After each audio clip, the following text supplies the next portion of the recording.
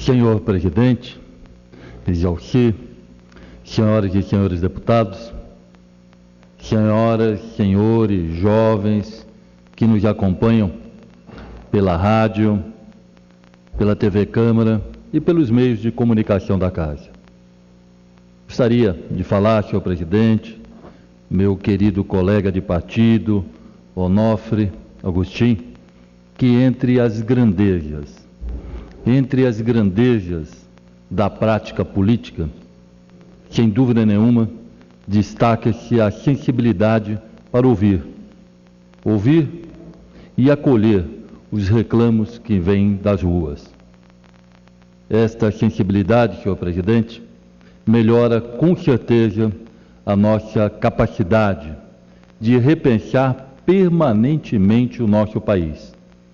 Repensar também as nossas relações sociais, o bem-estar da nossa sociedade e, sobretudo, nos estimula a definir projetos e ações cada vez mais adequados aos anseios da nossa sociedade. É com essa convicção que ocupo a tribuna para destacar que o meu partido, o partido do deputado Onofre de Santa Catarina, o PSD, Partido Social Democrático, considera oportuna e bem-vinda a grande contribuição que as manifestações populares estão dando a esse parlamento. E aos parlamentares comprometidos com o interesse público deste país. Senhor Presidente, não podemos negar que foi extremamente importante para essa democracia que mais de 1 milhão de pessoas foram às ruas no mês de junho. Agora, no 7 de setembro, mesmo com a redução desse contingente, e provavelmente, senhor Presidente, esse contingente diminui sim, porque tivemos infiltrações de determinados setores, até para tentar tirar a representatividade que existiam dentro desses movimentos. Mas mesmo assim, no dia 7 de setembro, mesmo com a redução desse contingente, 24 capitais voltaram a assistir manifestações e protestos que enviam um recado claro e incisivo a todos nós. Os partidos políticos, os donos e detentores do poder não podem mais discutir todos esses assuntos somente entre si. Há de sim se ouvir todos os segmentos da sociedade. A voz poderosa das ruas exige que o país abra espaço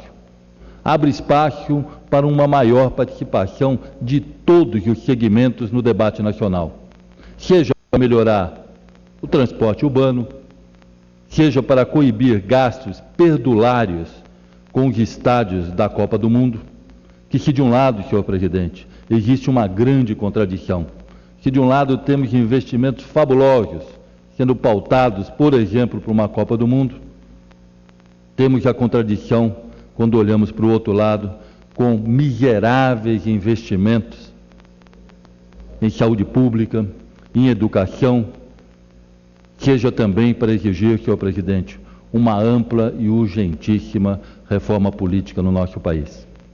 Assim, este parlamento não pode ignorar a voz das ruas, mas esse clamor tem que ecoar também, senhor Presidente, não só no parlamento, mas ecoar também no centro do poder desse país.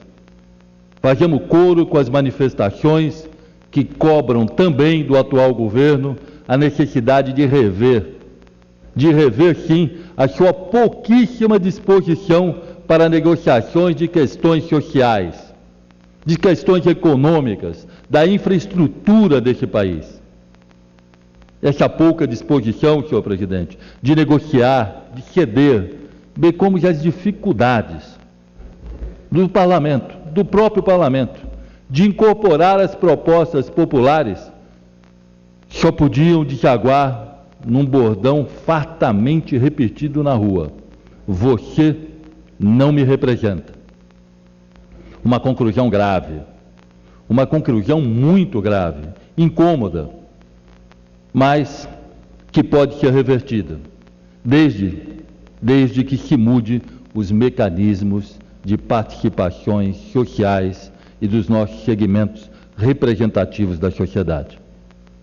No que se refere, por exemplo, à democracia direta, é preciso fazer com que determinados temas, senhor presidente, que envolvam os chamados bens públicos ou bens comuns, as grandes obras, a venda do patrimônio público, dessas grandes privatizações, questões salariais. Eu acredito, senhor presidente, que temos que abrir mais o debate, que poderiam essas questões ser divididas com a sociedade em consultas públicas, através de plebiscito ou, quem sabe, referendos. Assim poderemos dar um importante passo no sentido de recobrar, de resgatar a confiança de todos no parlamento e ampliar, principalmente, a representatividade desta casa. Senhoras e senhores deputados, no conjunto das manifestações públicas, agiganta-se o descontentamento com o sistema político vigente, com o modelo político representativo, e cresce a exigência de uma reforma do sistema eleitoral. Entre nós, senhor presidente, deputado Onofre, todos os dias, quando debatemos entre nós, todos nós temos críticas ao modelo atual, todos nós esperamos avançarmos em reformas. No entanto, diuturnamente, nós vemos manobras que vêm impedindo de nós avançarmos nesse tema. Esta casa, presidente Henrique Alves, eu não tenho dúvida que estará atenta a esse apelo popular para definir quais mudanças estruturais são realmente necessárias e quais são as mais urgentes. Das matérias que vêm sendo discutidas nesta casa, posso destacar alguns tópicos principais, que também já reverberam das ruas, sem emitir aqui juízo de valores. São eles: financiamento público das campanhas, fim das coligações proporcionais, unificação de eleições municipais e nacionais, entre outros temas. Voto distrital misto, voto distritão, lista fechada mista. Temos aí várias situações que devam e com certeza serão debatidas entre nós, mas também com a sociedade desse país.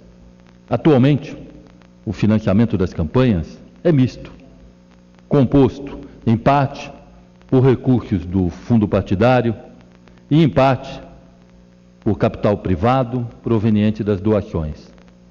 O argumento utilizado nas discussões para a adoção de um financiamento integralmente público é que, desta forma, os políticos deixariam de depender do poder financeiro de grandes empresas para se elegerem.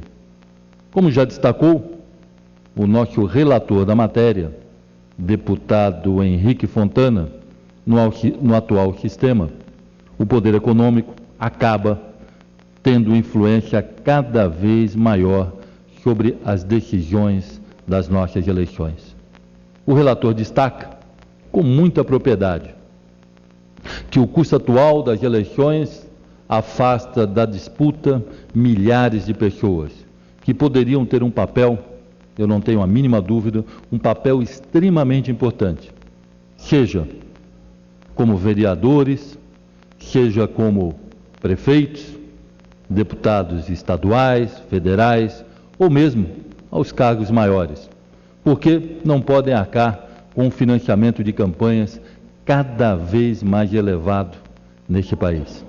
Entendemos que as campanhas políticas possam sim ser financiadas exclusivamente com financiamento público, mas eu não tenho dúvida, senhor presidente, que elas precisam ser barateadas. Precisa haver uma fixação de teto e o estabelecimento de punições severas para que desrespeitem essas regras.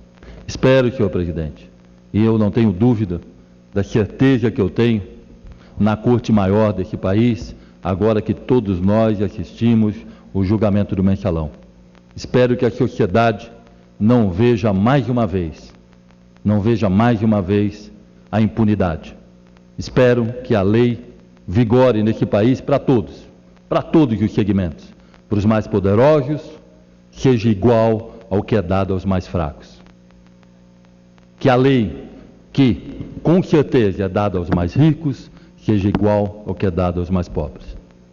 Vossa Excelência me permite uma parte, deputado? Perfeito, deputado Onofre, é um grande prazer. Vossa Excelência traz vários assuntos, mas de modo muito especial, eu queria pôr o meu dedinho na sua conversa. Reforma política. Vossa Excelência tem toda a razão, deputado. Se não se tomar providência, Vossa Excelência e o povo brasileiro vai ver o resultado das eleições de 2014.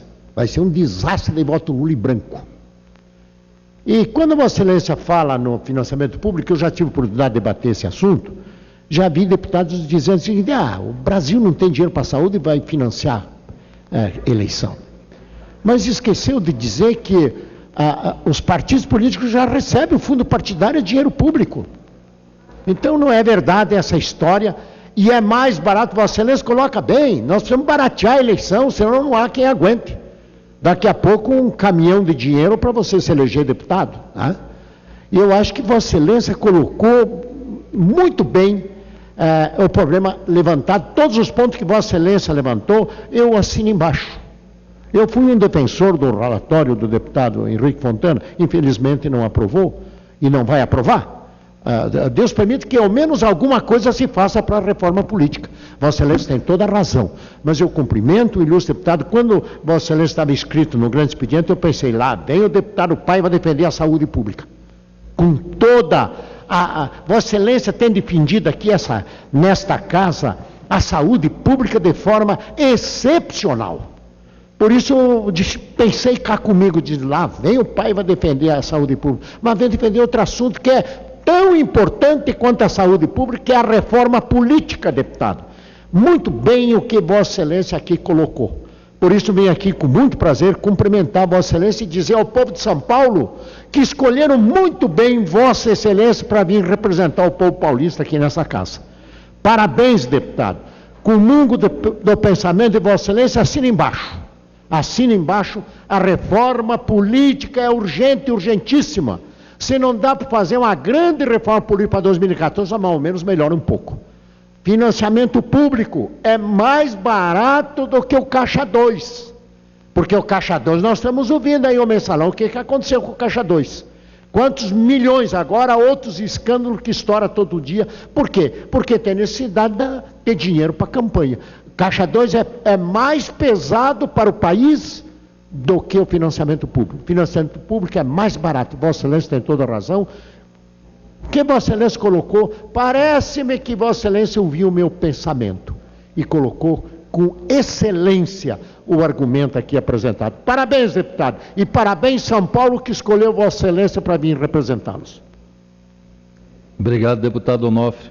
Vossa Excelência sabe do respeito e admiração que tenho por Vossa Excelência e tê-lo ao lado, né? Como um colega de partido, né? Enobrece o nosso partido, tem uma pessoa com a sensibilidade social que Vossa Excelência tem, né? Com a tenacidade, a perseverança de discutir assuntos extremamente importantes para esse país, que com certeza são um avanço. Muito obrigado, deputado Onofre. Mas, voltando ao tema, sobre reforma eleitoral, queria falar também, presidente, quanto ao fim das coligações proporcionais. Talvez quem está nos ouvindo não entenda bem o que é o fim das coligações proporcionais. Os partidos, senhor presidente, ficariam impedidos de se unir para disputar eleições proporcionais nos cargos de vereador, de deputado estadual, de deputado federal. Hoje, isso é muito bom que a população entenda. Hoje, quando um eleitor vota em determinado candidato de um partido, pode acabar elegendo indiretamente outro candidato, muitas vezes desconhecido e de outro partido político. Isso é uma realidade. A unificação das eleições municipais e nacionais é outra proposta que ganha apoio e visa instituir eleições a cada 4 anos, unificando todos os pleitos. Uma das justificativas para essa mudança é a de diminuir os gastos com eleições no país. Segundo TSE, Tribunal Superior Eleitoral, o gasto bruto verificado nas eleições municipais de 2012 foi de cerca de 400 milhões de reais. Senhoras e senhores deputados, os escândalos envolvendo atos de corrupção em todos os níveis de governo, sejam eles federal, estaduais e municipais, também ocupam destaque na pauta dos protestos que repercutem no coração desta casa. Permite uma parte, nobre deputado. Pois não, deputado Edinho.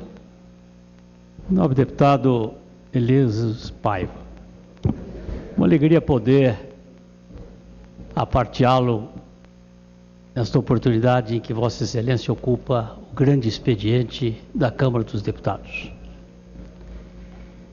Honra para mim que conheço Vossa Excelência há muitos anos. Somos do mesmo estado, da mesma região, noroeste paulista, e somos da mesma cidade, a nossa querida São José do Rio Preto. O conheci fazendo a política de classe na Sociedade de Medicina de São José do Rio Preto. Depois o vi líder estadual da sua categoria.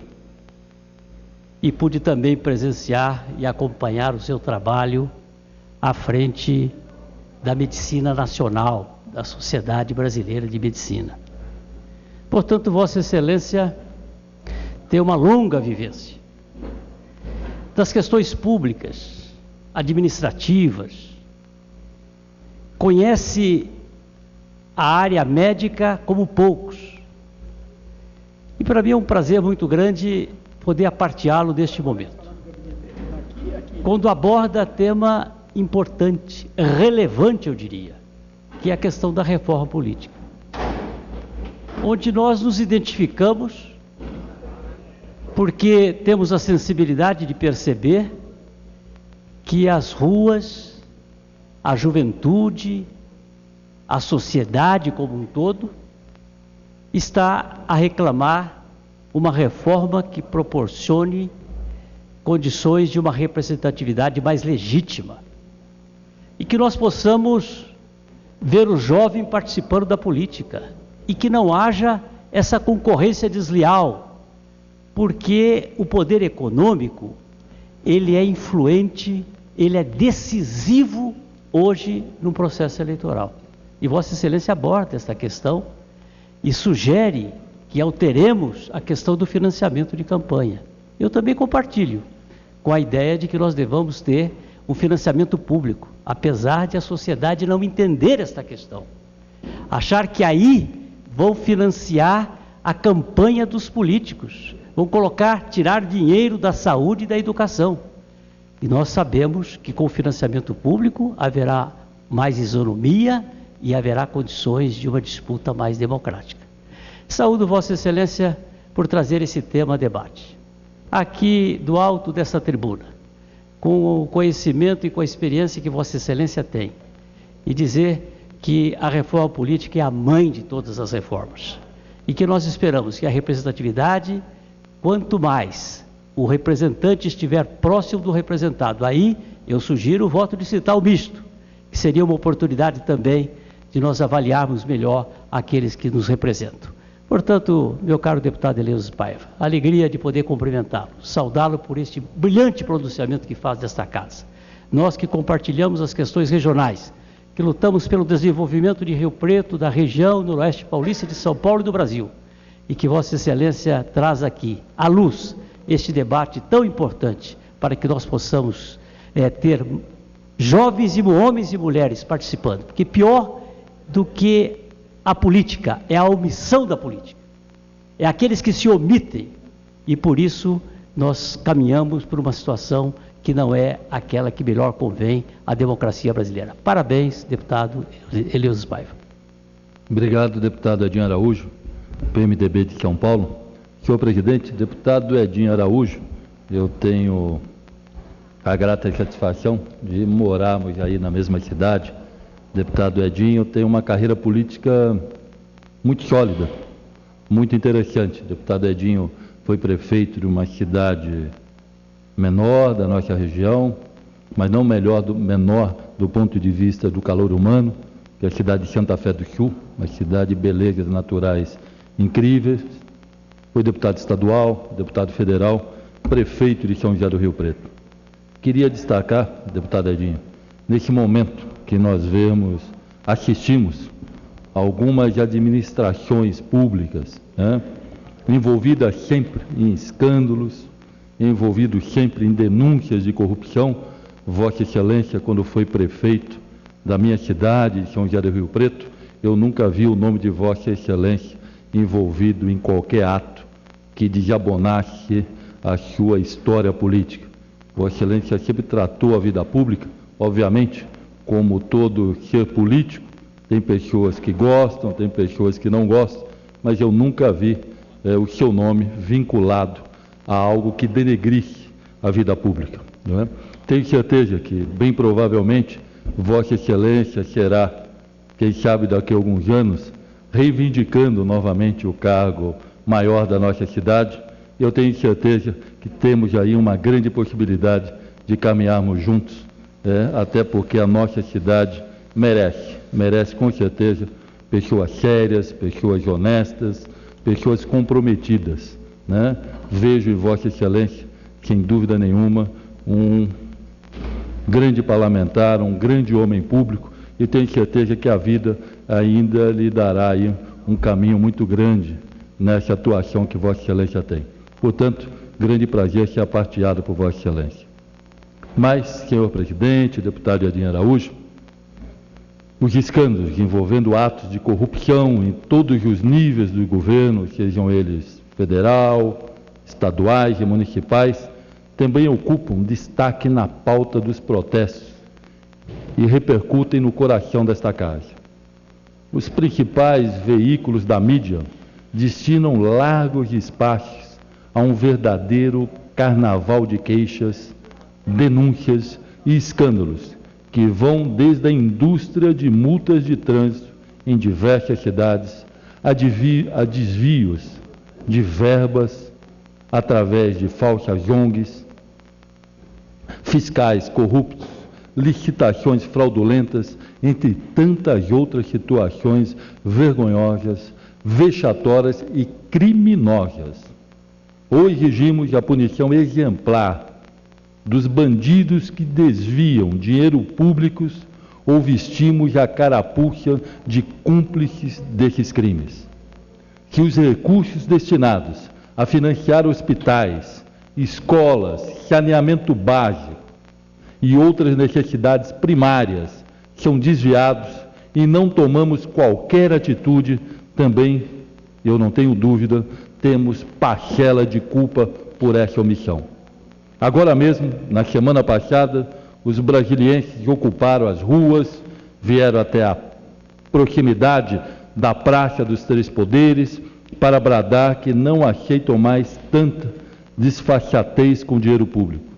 Com bandeiras e cartazes pedindo o fim da corrupção e punição severa dos corruptos, eles simplesmente fizeram coro ao sentimento nacional de repúdio aos muitos casos registrados no subterrâneo dos poderes. Na minha cidade de São José do Rio Preto não é diferente, senhor presidente. Mas se não bastasse todas essas questões, ainda temos um intenso desafio na garantia de uma saúde pública de qualidade nesse país.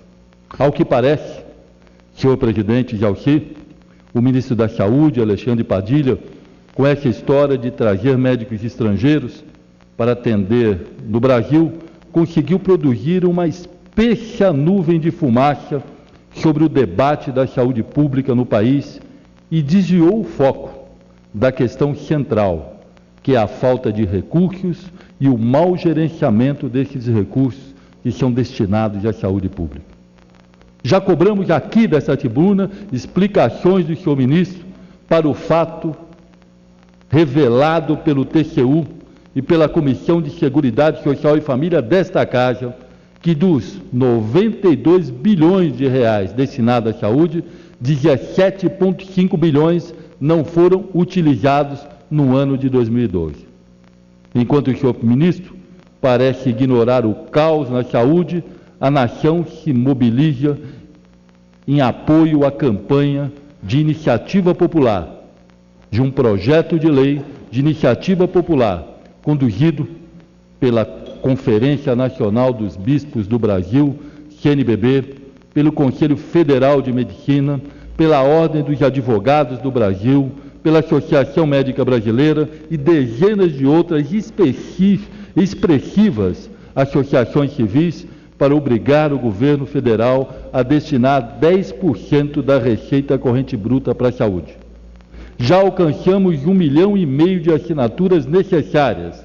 A proposta hoje se tornou projeto de lei nesta casa, com ampla chance de aprovação, como aconteceu também com o chamado projeto da ficha limpa. Diante da grandeza dessas questões, o debate sobre médicos estrangeiros perde importância. Entretanto, é preciso esclarecer que não somos contra a vinda de médicos a este país. De fato, senhor presidente, há falta de médicos em muitas localidades do território nacional. Mas, ao lado da falta de médicos, faltam infraestrutura mínima para um bom atendimento à população, como vem sendo denunciado fartamente pela mídia brasileira. E também, a esse respeito, é necessário repetir o que afirmamos nesta tribuna. A solução para a falta desses profissionais vai além da importação desses profissionais. Nesse sentido, destaco a importância da PEC 454 de 2009, que cria a carreira de Estado para os médicos. Como relator da proposta, vejo nela um grande passo para reduzir esta carência nos rincões distantes do território nacional. A proposta segue o exemplo do que foi adotado para juízes de direito, promotores de justiça, auditores da Receita Federal. O projeto prevê que os candidatos sejam selecionados por concurso público. Portanto, escolhemos os melhores e designados para exercer funções aonde houver necessidade. Concurso público, senhor presidente, seleciona os melhores, o que não ocorre com certeza com a vinda desses profissionais estrangeiros, cuja competência sequer é avaliada, o que coloca em risco a população e o atendimento desses profissionais. Mas sempre é válido repetir, não somos contra a vinda de médicos estrangeiros. O que queremos, senhor presidente, é que venham pessoas qualificadas para esse país, como ocorre e aconteceu na Inglaterra, nos Estados Unidos, no Chile, no Canadá, em vários outros países. Em determinados momentos, esses países já abriram as portas para trazer os melhores profissionais, que passam por avaliação de competência, que comprovam isso com títulos, especializações e atendimentos. O que nos assusta é que esse país abre suas portas no caminho oposto. Quer importar médicos sem uma avaliação rigorosa de suas competências. Com isso, em vez de estarmos melhorando a assistência da saúde, poderemos até estar agravando o quadro, tanto no essencial quanto nos recursos. O custo, com os erros médicos, com a má prática e procedimentos incorretos, com certeza vai aumentar em muito. E ainda uma questão de discriminação, de injustiça, senhor presidente, praticadas com os médicos cubanos que estão vindo para o Brasil. E é preciso denunciar essa discriminação que vem sofrendo os médicos cubanos. Os demais médicos estrangeiros, como consta na própria medida provisória, têm o direito a escolher a localidade onde trabalhar. Os cubanos não, são compulsoriamente encaminhados. Os outros podem trazer familiares. Os cubanos só podem vir sozinhos, deixando em seu país mulheres e filhos. Os demais podem abrir uma conta bancária, onde vão receber o pagamento da bolsa. O dinheiro do cubano não chega a eles, vai para o país de origem.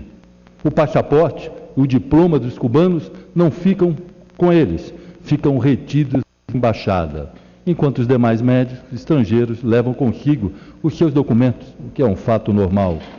Os cubanos ficam apenas com o xerox.